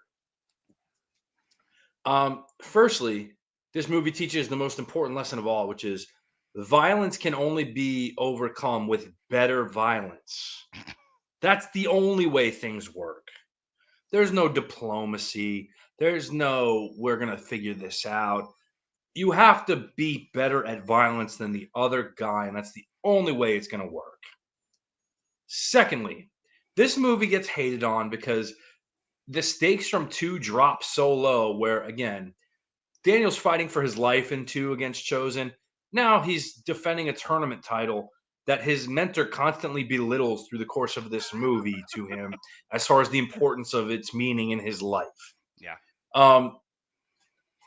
Here, again, Miyagi, right? Okay, I get why he wouldn't want to do it. After the first 2 assaults, you maybe think he wants to step in and help. Since we've seen this before once, Mr. Miyagi, and you kind of know where this goes, you know the kid needs to. No, you're going to let him be a punching bag continually the whole time? That's cool. That's fine. Yeah. John Kreese. Okay, so I'll give you some personal context, right? I hadn't seen this movie in years. I think I only watched it once, like on like TV in like 1995 or some shit, right? So that's 2007. I'd just gone through a really bad breakup and whatever, and I'm just channel surfing. And the Disney Channel, of all things, is playing this movie. Nice. And I'm like, hot damn, Karate Kid 3, I'm not doing anything. Screw it, let's put it on. And I didn't remember a whole lot. So I get to the part where Terry Silver reveals the whole ruse to Daniel at the dojo, and Kreese jumps out of nowhere. And I was like, oh, this is so cool. I didn't even know he was around. This is great. Because it was like watching Monday Night Raw and somebody shows up that you didn't expect. And it was oh like, my fantastic. God, X-Pac is back. Not X-Pac, but somebody fantastic. Yeah. Sure. Sorry, Sean. Not Comer Waldman. But yeah, that part jumped out. Again, it's so simple and stupid, but it's so great. That's what makes it great, and people don't get. It's that this idiot who got full of himself is not the badass he thinks he is, because there's always somebody better than you along the way. Then his idiot mentor, who is always teaching him the way, and he basically just allows this idiot to get humbled along the way, and until it reaches a point where he's like, all right, this is no longer about humbling. They're really trying to hurt him. I have to step in now. Which, thanks a lot, Mr. Miyagi. That could have been solved 2 ribs ago, or an attempted murder in the tide rising situation, getting the tree out situation. Yeah. Secondly, we have this signature, but we have no notaries present, which is fantastic. There's nothing to verify that this is Daniel LaRusso's signature. And That's tell just me a the story notary. of how Why didn't he just forge it and throw it in? I think I signed it cliffside with a gentle misting of the sea. Yeah. Again, why didn't they just forge his signature and send it in? Like, we have to do this. This would have been a much better movie had they did that and they like kidnapped him and he wakes up in the All Valley tournament. Here, but this movie on. But this movie's ultimately about friendship, is what it is. Because when you see a guy who you owe your life to, and he's down on his luck, he's about to give up, and you say, hell no, you're not giving up, you're going to Tahiti. That's a friend. That's a brother, okay? That's somebody who loves you and wants what's best for you. So he sends you to Kimona and all these girls in Tahiti and says, I know, I know. And dumps his nuclear sludge in a country nobody cares about. Like, who gives a shit about Borneo, honestly? Would we miss it if it was gone? No, I wouldn't. Then on top of that, he takes this little punk who ruined his friend's business by being such a little upstart prick. And guess what he does? He mind fucks this guy 18 ways from Sunday, using his karate, which is superior. He's not using that pussy Miyagi-Do shit. He's doing Tang Soo Do. That's man's karate. You know who does Tang Soo Do? Chuck Norris does Tang Soo Do. That's a man's karate, let me tell you. Okay? And then he finds somebody who is willing to do what it takes to win at all costs, which is really what it's all about. If you're going to make the effort to win, you do what you got to do. Nobody gives a shit if grandma's sick. Nobody gives a shit if your ankle hurts, you got a cold. You go out there and you put it all on the line, whether it's on the field or off. And guess what? Mike Barnes was that guy for the most part. And then we get this idiot who thinks he's invincible while hurting every day. Tell me how that math works out. I guess that's the Jersey public school system for you. That's all I can think of. So guess what? You know what he learned? Pain in every part of his body and fear in every part of his mind. And you know what? At the end of it, he was thanking him for it. So you have the greatest mind of all time, Terry Silver. You have the hammer in Mike Barnes, who unfortunately just wasn't up to the task. And they get foiled by this smug little prick from Okinawa putting these ideas into this kid's head, who's so full of himself at this point that he thinks he's unstoppable. Mike Barnes fights like 7 other guys that day. Daniel has to fight 1, and it's just Mike, who's already probably tired and winded. Let me tell you about the load of bullshit around. This is the Mid-South Coliseum in May 9th, 1988, when Kurt Hennig brought his world championship to Memphis and had defended against Jerry Lawler in Memphis, Tennessee, with damn Jackie Fargo as the fucking referee. This is collusion. This is bullshit. This is a good man on a mission, an American hero from Nam, okay? Born in the USA, and yet they spit on him when he came back. Called him baby killer and all kinds of foul crap. And yet, this foreigner from another land who got all these praise as a big war hero gets all this, but the guy from America, defending America, doesn't get shit. He gets spit on, can't hold a job, parking cars. That thing is over. Thanks, John. And he fights for everything he's got. He built himself an empire, but he tries to still help the little guy, his friend, who he hasn't forgotten about. And this piece of shit from Newark, one of the worst cities in America, and his little fucking friend here, who, do we ever confirm his immigration status? Let's be fair, okay? We don't know if he's here legally. He's working as a handyman off the books in an apartment complex. When he gets let go, he's not getting unemployment. So was his employment really legal? We don't know. We're getting fed a bunch of lies here, okay? And what it is really Terry Silver is trying to protect the good old US of A from these damn foreign interests coming in and trying to take everything away. And what happens is he gets screwed by these ICE laws that allow Daniel to go to the final, and he doesn't have to respond to any of it. And it's just a crime and a shame, and it's just wrong on every level. I screwed up. I should have done an on trial with Pat for Just Karate Kid Part 3 tonight, because that was a brilliant defense of the movie. Let me talk about my real problem with this movie, other than it's way stupid. I don't know why or when it was decided the best way to get anything out of Ralph Macchio was to feed him metric tons of cocaine. But for God's sakes, he plays this character like one giant manic episode. Like, there are scenes in this where he doesn't breathe. He's just screaming like Sam Kinison. The 80s, you can't be so damn passive. Now, was he legitimately coked up at the time? I don't know, but that's certainly what I got out of that performance.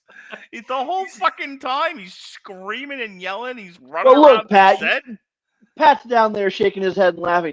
Pat, once you see a performance like that, you gotta ask. It's fair, especially in the time frame. I'll give that to you. But the thing is, it's like they told him, like, hey, remember when you played Jeremy on 8 is Enough and you were just withdrawn and quiet the whole time?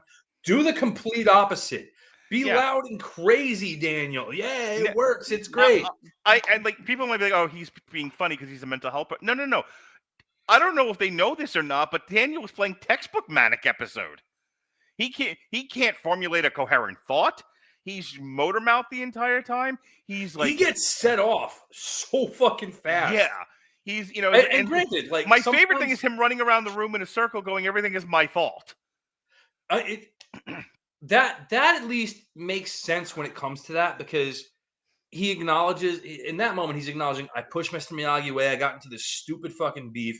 It really is my fault. And I feel like the walls are closing in on me.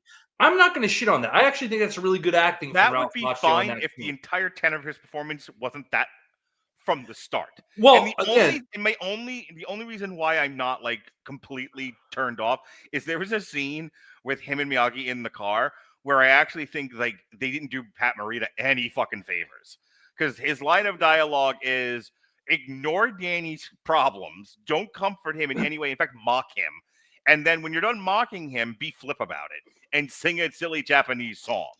I'm watching this going like, they have to know how bad this makes fucking Miyagi look, right? No, the worst thing he does in that to Daniel is they acknowledge he's not going to train him, whatever. Daniel knows that, whatever. He's not going to break his chops out. But he asks him, I just one favor, please, as if the kid didn't just give up his college fund to fund this guy's bonsai shop. Right. Can you just please teach me how to sweep? Okay. Yeah. And then Pat Morita shows up instead of Mr. Miyagi and does prop comedy where he takes the broom out and shows. Right. It really telegraphed it with the fake mustache and the top hat. You completely just belittled everything this fucking kid is going through now. Somehow, when I think of Karate Kid Part 3, that is the moment, the only moment in that movie that I dependably remember every single time is that stupid fucking sweep joke. It's fucked up because, again, the kid just gave up everything he had for his future, his college savings, to invest in this store because he believes in you. And he doesn't want you to get screwed on your retirement because you just lost your job that's probably off the books and you don't have a 401k through it. Well, that's another discussion. But nonetheless, he believes in you. He sees you as a family. He's in this with you 100%. He's asking you for one thing. He doesn't want you to train, whatever. Show him this one technique, please. And you just mock him. Not just mock him, but mock him in front of his love interest on top of that at this point. Let me say this, and then I'm What going to a because dick. we are running up on 2 hours here, and I really do want to end shortly. Piece So of I want shit. Sean to have his say on 3. But this is Elizabeth Berkley Saved by the Bell Adderall performance. Like, Ralph Macchio's a better actor than that. They did him no favors. His performance is just god fucking awful. And everything about this movie, and it's amazing it was made by the same people. Like, because normally when they make something, and my comment is usually, you don't know what made the first one work very well, so you're doing like a poor imitation of it. Except that this is everyone that worked on the first movie. I don't know how we got this. Somehow we got the porn version of the Karate Kid in this movie, and without the actual sex in it. But it is beyond awful and stupid and silly. And Ralph Macchio's performance, like I was just looking at his filmography, and he got work, but this movie did him no fucking favors. Sean? Just, God, after what Pat said, Jesus, what else do I add to that? Not since the extended cut of Return of the King. My God, that was. I've almost got nothing. Okay, on an earnest level, I will say this: the reason why the Rocky sequels kept working was they kept coming up with at least plausible reasons to get Rocky back in the ring to fight after he swears that he's got nothing left to prove, he's got nothing left to accomplish. He just wants to live, just wants to go forth and enjoy the fruits of his labors. But it's always something else. In this one, after you have just fought for your life in an impromptu kumite on Okinawa, what in the world do you care about defending the under-18 All-Valley Karate Championship? Because there's a new rule. What the fuck? Who the fuck cares about the damn karate? You just saved your own life. It would be like I played high school football, got sent to war, depending on which decade this is, came back and decided, well, A, I'm over 18 now. B, the most important thing is to play in the high school championship game. Isn't that the first 10 minutes of the Rock shitty Walking Tall remake? This is like if Michael Jordan all of a sudden declared that the 6 NBA championships and multiple Olympic gold medals just don't mean shit because his team came in third in the Goat Cooter, Missouri Park and Rec League summer tournament. That's what this boils down to. There are no stakes, and you can tell that nobody who's in this legitimately believes there's any stakes, because all that Thomas Ian Griffith and Martin Kove have to do is just show up and just be fucking cartoony as hell. Hey, you learn things. Honor. Hard work. Would it not have made more sense for them to turn on him at the tournament instead of weeks before, where he has enough time to shake it off and train properly, which is what happened? Oh, absolutely. But, even the reason that doesn't work is because in the first, you've got Martin Kove, who's playing this absolutely over-the-top, bombastic, ruthless villain, but it's set against the contrast of very grounded, relatable people that we've invested in for the entire movie. In this one, you just have Martin Kove, Thomas Ian Griffith, and whoever it was that played Mike Barnes. Sean Kanan. Sean Gannon, thank you. Just being absolutely pants on fucking head manners up ag- up against week-long coat jag Ralph Macchio, and I really just want to go home, Pat Morita. And Robin Lively, look, if one more fucking person calls me Ione Sky, I swear to God. Okay, that's everybody who's never seen Teen Witch. And if you've never seen Teen Witch, fuck off. I have seen That's Teen cinema Witch, at its finest. Okay. But I will give Pat this. In terms of absolutely asinine teen sports movies that you can still have a good time watching despite the fact that you know things are going off the rails. Yeah, even I have to admit Karate Kid Part 3 has to be right near the top of the list. Also, I would be remiss without saying this because somebody we haven't talked about the whole time, but is kind of a pivotal character. Randy Heller as Lucille LaRusso, the mother. What a fucking shitty, awful actress. I have never seen her in anything where she is not terrible, and she is fucking unbearable in any part of this. Specifically, more than anything, the first one. Like she's got like bad sitcom mom vibes. I was gonna say bad. A fucking job on them. I was gonna say bad teen slasher movie mom. Yeah. Either way, she's fucking terrible. The recommendation here, I mean, at this point, I can retroactively recommend Karate Kid 3 just so you have a little bit of context if you're going to watch Cobra Kai, because then the Mike Barnes stuff will make that much more sense if you when you watch Cobra Kai if you've seen Karate Kid Part 3. If you have no intention of watching Cobra Kai, but you've watched this podcast and goes, well, the old bearded guy does a really funny Sato impression. Let me see what these movies are all about. I highly recommend just watching Karate Kid and Karate Kid Part 2, and then let us never speak of the shortcut again. I absolutely love the Karate Kid. I'm not looking forward at all to fucking Legends. When they pitched Cobra Kai because it was part of that, oh look, the villains, need a perspective shows. I was like, I'm not into this. And then it was also on like YouTube Red of all things. So I almost didn't watch the show, but right from the get-go, anyone who had seen it was like, this is the best show in the history of television. And I was duly impressed with everything they saw, to the point where we just talked about it a few months ago. So I'm not unhappy I watched Cobra Kai, but like I said, I would recommend absolutely for those who haven't seen it and just like to tune in to see what we're talking about. Karate Kids Parts 1 and 2, absolutely worth your time. Karate Kid Part 3, only if you're going to watch Cobra Kai. Sean, I'll give you the last word, and then we're getting out of here. Okay, Karate Kid is an absolute bona fide classic, just not for the reasons the memes have probably led you to believe. Karate Kid 2 is really sneaky excellent and very tasteful, and I would dare say even ambitious.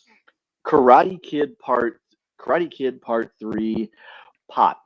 Lots and lots of pot and beer will make the hurt go down. And by the way, as far as Legends goes, I don't know what credibility we're lending IGN these days. It can't be much, but I know that their review, I think, ranked it somewhere between a 6 and a 7. Yeah, Critical Drinker just put up a video saying it's like sneaky good. So wait, didn't we forget to talk about the fourth movie, Mr. Miyagi? Nope. No, we didn't. No, we didn't. I'm a girl, you know. Okay, Miss Swank. All right. Speaking of Swank, that is our review of the Karate Kid trilogy. Starting with what happened this Sunday, myself and Jesse talked a couple of punk rock movies here. We did Pump Up the Volume, SFW, and SLC Punk. Had ourselves a wonderful conversation. Myself and Robert talked Mission Impossible on Monday on Damn You Hollywood. Had a good time with that. Alexis Haina got to talk to my son and my daughter to a lesser extent and compared Lilo and Stitch 2002 to Lilo and Stitch 2025. That had to be interesting. Jonas and Lily kind of lowered their standards for that, huh? Jonas had strict instructions for me to give Alexis the business, and he did a good job. As long as the show was good, he could torture Alexis all he wanted, and he knew the assignment. Did you guys see my name? Yes, I'm not acknowledging it. Sunday, June 1st, the day before my birthday. Because I am decided to be a girl this year, I'm celebrating my birthday all week long. Not as bad as some girls who would do it all month, but I will celebrate an entire week's worth of my birthday, starting with June 1st. And that'll be me and Jesse Starcher talking Stripperella on TV Party. That'll be fun.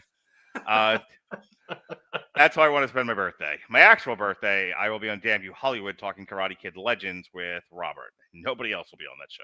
Nobody. Tuesday, Alexis will be having a bunch of nerds talk about The Last of Us Season 2. Thursday is my big birthday party. Oh, and what a time we're going to have. It'll be the Three Wise Men talking Refn, the return of Nicholas Winding Refn. We will be talking about Drive, Bronson, and the Neon Demon. This is how I want to celebrate my birthday, people. With Tom Hardy full frontal. That's right. That's the way God intended. So that's what's going on in my world. The next time you will see Pat, and Pat sent me a bunch of things that he might do, kind of maybe, if he's around. But the next thing I actually have him scheduled to do is Tulsa King Season 2 in July. We'll do that. Say what now? We'll do that. Tulsa King? Yes, we will do that. Oh, that is locked in. Yeah. All of the other stuff you sent me was not locked in, but that is locked in. We're also, I think, I'm going to try to catch up on Bookie and get that scheduled at some point. By the way, I lost my fucking bet tonight because the Wings and the Sky went over 180. Aww. Look, women's basketball, they don't score very high. I've been safely betting unders and winning. I'm also going to plug that Mark and I recently did a Whiskey Rebellion based around the movie Havoc. Yes. Where I introduced the Manly Action Special Scale, a.k.a. Mass, which is how we're going to rate these movies. Right. All right. Well, speaking of Mass, Sean being back in the fold. So this year's Pride Month calendar is last year's Pride Month calendar, but, Sean was busy. So we are kicking off Pride Month this year, June 12th, with a show that we had scheduled for last year. The Adventures of Priscilla, Queen of the Desert, Tu Wong Fu, Thanks for Everything, Julie Newmar, and Hedwig and the Angry Inch. And then Sean and I will be joined by Matt Kettner.